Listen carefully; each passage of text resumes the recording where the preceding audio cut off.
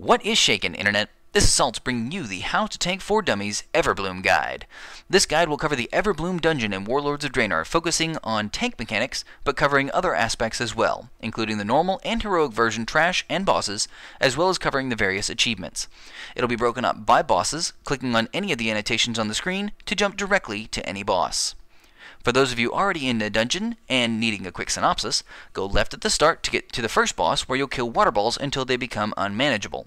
Then head back and to the right for the second boss, where you'll kill the left one, then right, then the big guy, interrupting whenever you can, then up and right for the optional spider boss, where you should focus ads first, then up to the mage, where you should jump over fire rings and not stand in stuff, and finally into the portal, where you should not stand in the guy's cone attack and run over flowers when he casts Genesis. The Everbloom is a staging point where the monster plants in Gorgrond are taking over everything and planning on invading Azeroth and destroying Stormwind. As a Horde player, I'm kind of okay with this, but I guess we should stop them sooner rather than later. The first area is full of trash, but a lot of it can be skipped. The flowers on the sides only aggro if the players get too close, so fighting in the middle is a good idea. Naturalists will cast Barrage of Leaves, which does a decent amount of damage, while the others can empower the flowers. Both of these can be interrupted. A giant tree named Gnarlroot patrols here. He will cast Gasp, which is a big nuke on the tank, but he also casts Living Leaves, which places pacifism zones on each party member, stopping them from casting or attacking while standing in it. Simply step out of the zones and use minor cooldowns when he gasps at you. Witherbark is the first boss here, and is an interesting one. You'll have to clear all the trash around him first, which the Menders should be focused and interrupted when they are casting Living Waters. Once all three packs are killed, Witherbark will activate. At first, it's just a basic tanking fight. Witherbark will periodically cast Parched Gasp, which hits you really hard, and cast roots on the party members that they should move out of. He has a water meter that will drain as the fight goes on, and when he hits 0, he will freeze up. Once he's frozen, water balls will start spawning from the nearby lake and slowly move towards Witherbark. If they reach him, they'll start filling his water meter back up. Once he's full again, he'll activate again and start back on Phase 1. If one of these water balls hits one of the roots from Phase 1, they will spawn a flower. These flowers hit quite hard and must be tanked, but it will get rid of the roots. The longer this phase lasts, the more water balls that are spawned, and the harder it will be to keep them away from the boss and the other roots. The one bright side is that Witherbark will take double damage during this phase, so unleash the beast on him. In heroic difficulty, the roots will continue to spawn during the water phase, causing problems if you're trying not to get flowers to spawn. The achievement Water Management is tied with Witherbark and a relatively taxing DPS race. Basically, you need to kill Witherbark without any water balls reaching him ever.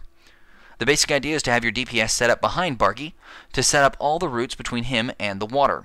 Then burn him like crazy during Phase 2, while you as the tank kill any stray water balls that aren't going to hit a root and tank any flowers that spawn otherwise. Generally, you'll need some really good DPS and to start using some big cooldowns once you have several flowers on you. Now, after cutting down the tree, you can head back the way you came and start going up the path. Here, you'll see some abominations that are annoying. They will periodically knock everyone back with their noxious explosions, and their triple attack hurts quite a bit. Use minor cooldowns if you pull too much, as it's easy to grab extra ads here by mistake.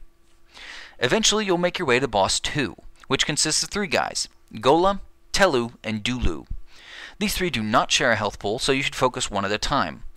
Gola should be targeted first. He casts Rapid Tides, which does a little damage, and Revitalizing Waters, which heals him. Interrupt that heal to shorten the fight. Telu should be next. He casts Nature's Wrath, which does a little damage, and Bramble Patch, which creates bad nature zones. Don't stand in these. He also casts Briar Skin, which reduces damage on his target, but it's very infrequent and he doesn't seem to cast it ever on himself. Dulu is actually the only guy that's tankable, so pick him up and drag him to the caster you're focusing on. He'll do Noxious Blast, kind of like the abominations you saw on the way in, but it's bigger and knocks you back farther. Save him for last. On Heroic, the fight is almost identical, but will punish you for bad interrupts.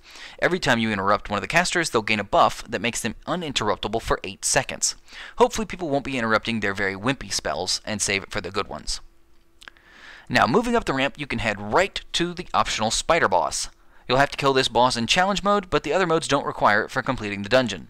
The spider trash patrolling the path is almost ignorable.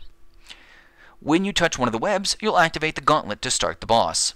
Spider ads will come down to start with in several waves, while the boss will come down and deal damage to anyone nearby, so don't stand next to the boss. Zero attack isn't targetable now anyway. The spiders are pretty straightforward, just tank them. You can interrupt the sprayers, and when they die, don't stand in the gas clouds they leave behind. Additionally, pale orcs will spawn throughout the entire fight, even after zero attack comes down. They start off relatively weak and should be tanked, but if they touch a gas cloud, they will start inhaling it for a few seconds.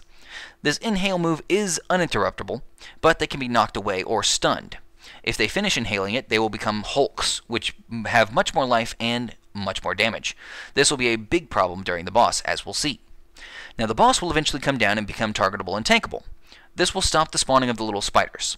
The boss will regularly spawn more gaseous clouds, which will cause problems because you shouldn't stand in them, and pale orcs gobble those things up like candy.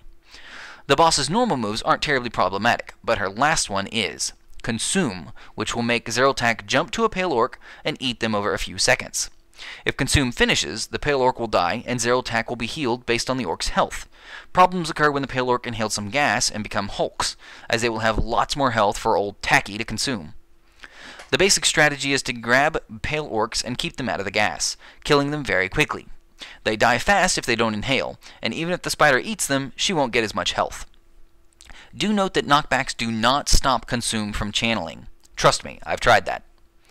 Don't let her consume too much or at all, if possible, as this will prolong the fight. In Heroic, the only main difference is that Gorgers will spawn at the start of the fight. These fixate on party members and blow up upon touching them. Make sure to kill them very quickly. Otherwise, the pale orcs have a lot more health, so they require more focus. Now after the spider, or if you skip it completely, you'll head up the hill to where the mages are. There are 3 types of mages here: Fire, Ice, and Arcane. Surprise! Each will cast a normal spell repeatedly that does minor damage, and a big spell every so often that does something else. Fire mages will cast Dragon's Breath, disorienting anyone near them for a few seconds. This is probably the worst to deal with, so I recommend focusing the fire mages and interrupting that spell. The Ice mages will cast Frozen Snap, which sets out ice blocks that will freeze anyone standing too close. Don't stand close to the ice blocks. The Arcane mages will cast Black Hole, which sucks players in and deals damage to anyone inside that zone. Just move out of it and you'll be fine. A quick note: in Heroic, whenever any mage dies, they summon a Spore image, which will cast the exact same spell the mage did. Basically, Fire Mage equals Fireball, Ice Mage equals Frostbolt, Arcane equals Arcane Blast. These hit harder than the original mage, so these should be focused first. Archmage Soul is the 4th, or 3rd if you skip the spider, boss. She is a souped-up mage with an OP tri-spec set of magic. She starts as a fire mage, casting Fireball on the tank, which gives you a DOT on you. Additionally, she'll put fire flowers, not the Mario kind, on the ground near party members. These flowers will explode in an expanding ring of fire, which can and should be jumped over to avoid any damage. She'll also cast Parasitic Growth, which will make spells deal more damage and cast faster, but it is interruptible. However, interrupting Parasitic Growth will move her into her next spec, or next phase. After Fire is Frost, where she'll start dropping freezing rain on party members. Simply move out of these and you'll be fine. If you interrupt Parasitic Growth a second time, she'll move into Arcane mode, which basically does a lot of damage to the entire party repeatedly. The general strategy is to let Parasitic Growth casts go through for as long as the tank can sustain the damage. Eventually the fireballs will hit extremely hard, and the DOT on you will be massive, so you'll have to interrupt to move on to the next phase. Frost is relatively easy, but Arcane hits the entire party very hard and is extremely rough on the healer. In Heroic, the fire blooms persist throughout the entire fight, making you jump throughout the whole fight.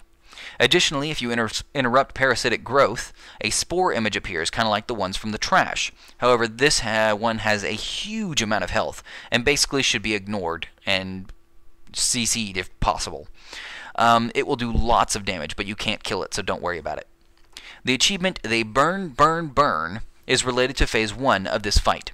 It requires you to jump over fire bloom rings, 5 of them within 5 seconds to be precise. This sounds actually harder than it is. The obvious idea would be to wait for fire blooms to spawn, which is rough on the tank to let that many Parasitic Growths to go through, but there are lots of other ways to get this. The easiest way is to mount up. You can mount in the dungeon, so mounting before the fight will let you stay mounted. Using the mount, you'll be out of the fight for a little bit at the beginning, but once about 2 fire blooms are out, you can jump over the rings multiple times thanks to your increased speed. There are other reported ways to do it as well, like leaps and dashes to jump over the same ring multiple times. If you can manage to get 3 fire rings, it can be quite simple with even a small run speed boost. You can avoid the rest of the trash on the way up to the portal, but if you don't, it's pretty much the same as before Archmage Soul. As soon as you enter the portal, you'll begin the final fight against Yalnu, the Ginnosaur. Again, I don't really understand what the problem is with letting him destroy Stormwind, but I digress. Yalnu is a fight that requires you to tank a lot of random things while damaging the boss himself. The boss periodically does a massive stomp, stunning anyone in the giant smoke cone. Avoid standing there. Additionally, he'll spawn sets of adds. These adds are of various sizes and numbers, but mostly are just AoE tanked. Use cooldowns in large groups, as they can sometimes do very damaging DOTs on you. When Yalnu starts casting Genesis, a lot of flowers appear around the area. Players should run over these flowers to trample them out. If any flowers are not trampled at the end of his Genesis cast, they will become new adds that need to be tanked. Yalnu will also regularly cast Entanglement on the mages in the area. These mages will help you kill the adds by casting spells, so try to free them if you can. But only on Heroic, because normal, they really don't help you that much. The only difference on Heroic is that Yalnu will cast Entanglement on players as well, so they must be broken free quickly. Otherwise, the adds have more health and they hit harder. Now, the achievement Weed Whacker is tied to the mages in this fight. To get this achievement, you will have to defeat Yalnu without any of these mages dying. This can be accomplished through healing the mages as well as breaking them free of entanglements as quickly as possible. It also requires a bit of luck with Yalnu's ground stomping. Now, if you're on the legendary quest, killing the last boss and looting him on Heroic will net you the required item, the Core of Life. I hope you have enjoyed this guide for dummies. Click the annotation in the top left to see more dungeon or raid guides. Please like, favorite, share, subscribe, all that jazz, and, as always, you keep it salty, Internet.